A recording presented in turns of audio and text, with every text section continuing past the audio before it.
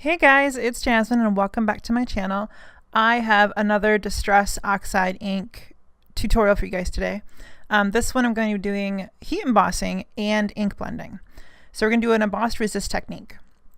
So I'm starting out with some Bristol smooth cardstock and the Floral Fantasy background stamp by My Favorite Things. So this is a 6x6 red rubber foam cling stamp. So I just put a little bit of adhesive on the back side of my cardstock and stuck it down in my MISTI. And then I'm going to use that to stamp on my paper.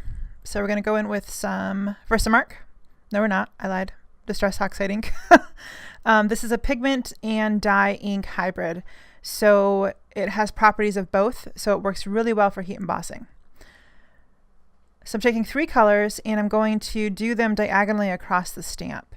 And I'm going to blend slightly where they meet. Now some of the ink does transfer between the pads, but it's not a lot, and you can wipe it off with a paper towel if it bugs you. But it doesn't absorb into the pad, so it's not going to contaminate or distort the color on your pad. So I'm going to stamp that down.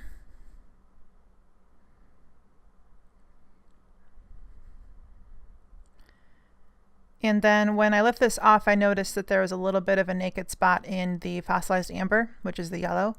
And so I just went back in, add a little bit more ink. And that's why I love using the MISTI for my stamping, because ordinarily I had to start over or cover it up with something. But with the MISTI, you can go back in and restamp and you're good to go.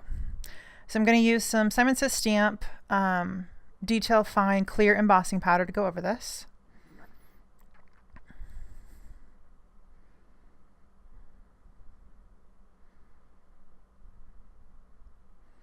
Now you can heat emboss with traditional distress inks, but you have to be super quick with your embossing powder. So we've got the heat embossing, and now we're going to go in using an embossed resist technique.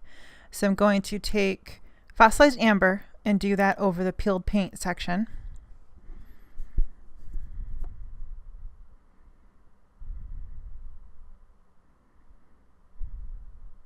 And this is just regular ink blending, but the pigment quality of the oxides makes this go so much smoother, and you have to work a lot less hard with these than the traditional distress.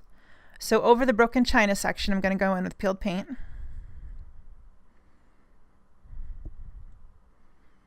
And the peeled paint against the broken china just makes that broken china, the blue in it, just pops so much.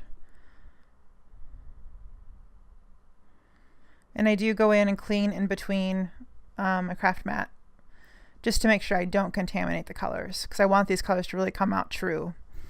So over the peeled paint section of the embossing, I'm going to go in with broken china.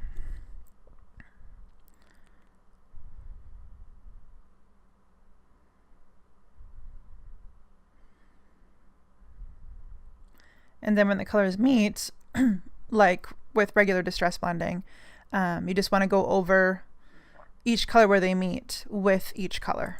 So layering, you want to layer them to get them to blend together, and that way you get a smooth transition between the two, and you avoid any harsh lines.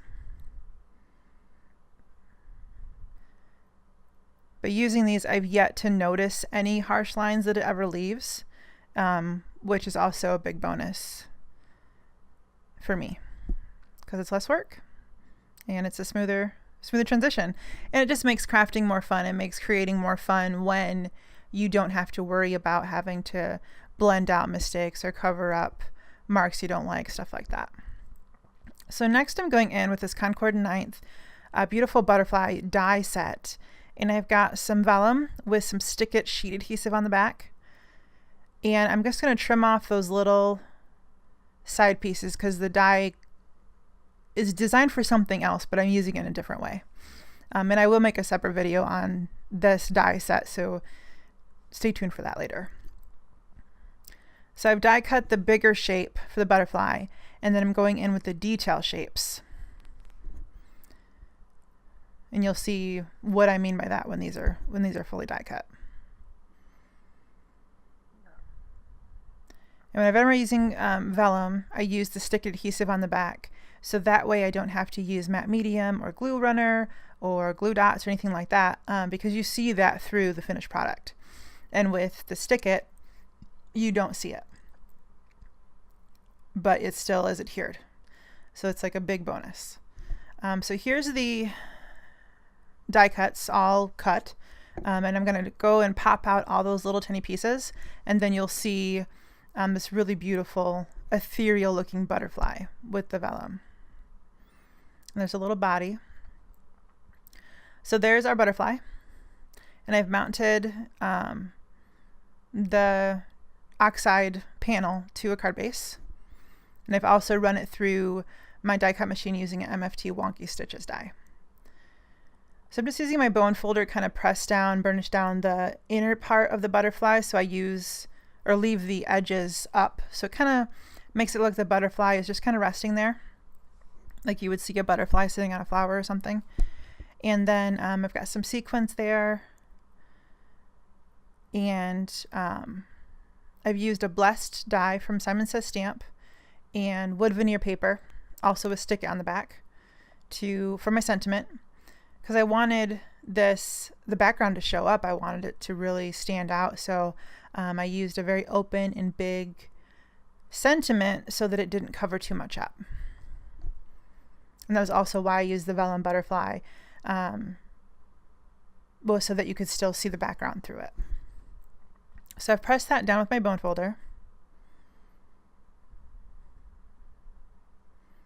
And then I'll go ahead and attach all of my sequins with some Ranger matte medium.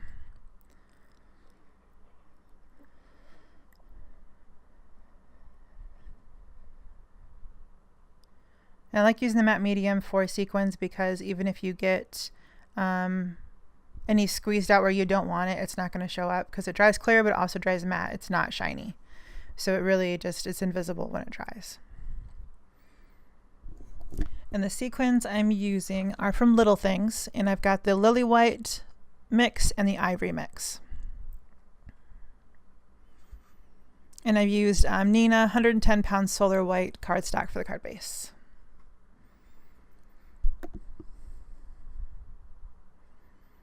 So if you get a chance to use and play with these oxides, they are a lot of fun. They're very versatile. You can do any of the techniques you can do with the regular distressing, so you can do with these, and you get a little bit different results, but I like that because something different is something new, and it's really, really beautiful, and really easy too. These are very new crafter friendly stuff because they're so simple to work with. So thanks for joining me today, guys. Let me know what you think. Don't forget to subscribe. Thank you if you're already a subscriber. I really appreciate it, and we will catch you next time. Have a great day, guys. Bye-bye.